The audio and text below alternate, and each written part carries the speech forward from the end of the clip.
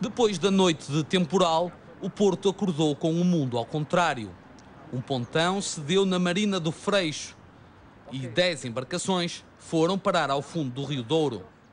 Para quem conhece bem a zona, era um acidente que se esperava há muito tempo. Esta marina aqui neste sítio nunca foi o sítio ideal para que, de facto, a marina fosse construída aqui, porque é uma saída de dois rios que são fluentes do Rio Douro, que é o Rio Torto e o Rio Tinto. Pronto, mas isto aconteceu que era uma coisa que já estava prevista já há 5 anos atrás, quando houve aquela cheia. Os bombeiros começaram a trabalhar desde as primeiras horas da madrugada para retirar água de casas particulares e das muitas estradas que ficaram intransitáveis. Eu já estou seguramente aqui desde as 3 da manhã de Salvador. Foi uma noite de muito trabalho. Foi uma noite trabalhosa mesmo. Mas antes de vir para aqui já tinha ido a socorrer mais, já estive em vários locais. Os telefones da Proteção Civil tocaram durante toda a manhã, mas sem a intensidade da noite de temporal. Neste momento estamos só a fazer as últimas limpezas e tirar água de poucas garagens ainda que existem, que nos peçam, e caves também, que faltam ainda, mas já pouca monta o trabalho neste momento. Já. Nas ruas, as brigadas municipais tentavam reparar os danos que continuavam a provocar alguns congestionamentos no tráfego. O que aconteceu foi a chuva que foi muita e levantou a tampa. Foi só isso. Força da água? Sim, foi a força da água. A Barra do Douro manteve-se encerrada e a chuva quase não parou durante a manhã. Aluimentos de terra, derrocada de muros, vias, casas. Tem asma e não pode. Esta casa está toda assim, não é mesmo? Está toda assim. E até carros inundados.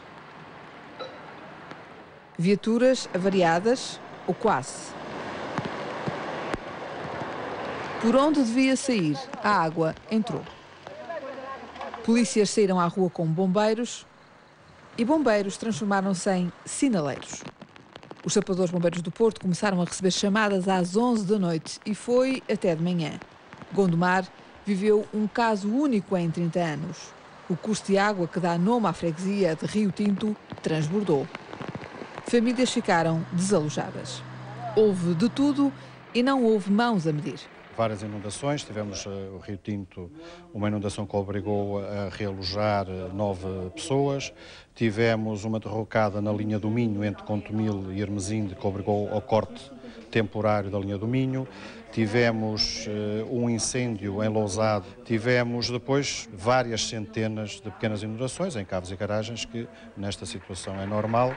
Junto ao Hospital de Santo António, um largo transformou-se em lago.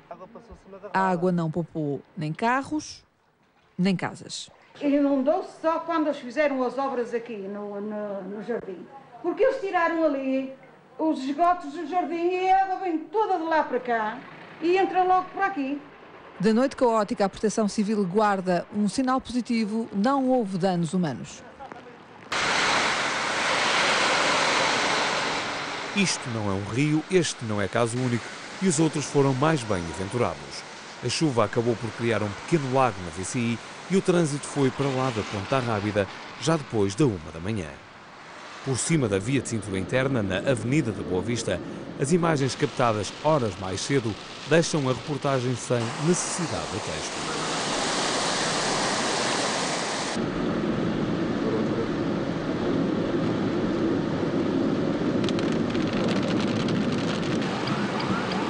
Retomamos a palavra porque na fronteira do Porto com Matosinhos, um transporte de tamanho excepcional precisou de fazer uma rotunda ao contrário no pico do mau tempo.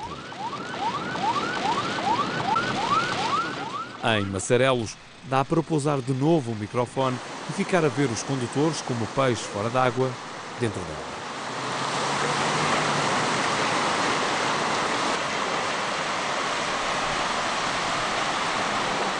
Choveu tanto e de tal forma que algumas partes da cidade ficaram às escuras.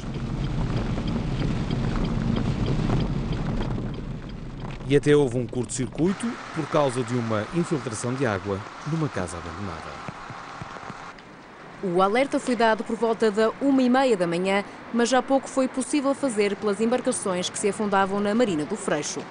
Há um facto que houve uma forte precipitação durante esta noite e houve um transbordar das águas aqui nos rios Tinto e Torto, que confluem aqui nesta zona da Marina do Freixo com o Rio Douro e, portanto, foi esse intenso caudal que provocou o afundamento das embarcações e a destruição das plataformas.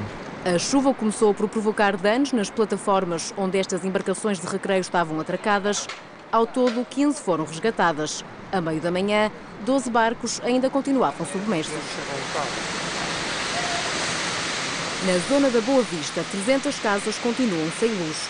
As fortes chuvadas e a trovoada que se fez sentir por volta das 11h30 da noite danificaram 4 postos de transformação da EDP. O que se passou foi uma tromba de água que se abateu sobre esta parte ocidental da cidade, ao princípio da noite, e que provocou o colapso das redes de águas pluviais, provocando inundações diversas em caves, designadamente caves de prédios que têm alojados postos de transformação da EDP Distribuição, que especificamente abastecem esses mesmos prédios e por essa razão ficaram também inundados. Os piquetes da EDP passaram toda a manhã nos postos de transformação danificados.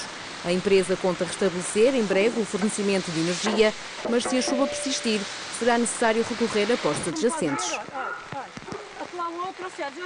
Maria José ainda não fez contas aos estragos. Esta manhã foi neste estado que encontrou o quintal da sua casa em Gondomar. Não fiz nada, que eu não tenho cabeça para isso. Eu andei a limpar a minha cozinha para tirar por causa dos móveis não ficar a absorver a água e não sei, eu nem sei quantos estão vivos nem quantos estão mortos, eu não sei quantos estão, não posso dizer nada. Agora está o muro tudo destruído, estão os aides por dentro dos animais, está tudo que o meu filho nem quer acabar lá, que tem medo que o telhado venha abaixo. Eu não sei a minha vida. O Centro de Operações e Socorro registrou cerca de 300 ocorrências durante esta madrugada no Grande Porto. Na maioria dos casos foram pequenas inundações. Na Marina do Freixo o cenário era de destruição. Com as chuvas intensas que se fizeram sentir durante a noite e o aumento do caudal do rio, várias embarcações colidiram e acabaram por ficar submersas. A Polícia Marítima que ajudou até às 7h30 a recuperar cerca de 15 embarcações, sendo que 12 delas ainda continuam submersas aqui nesta zona entre as plataformas e as margens. Os bombeiros do Porto não tiveram mãos a medir. No centro da cidade, 2 garagens ficaram completamente inundadas e os 40 carros chegaram mesmo a boiar.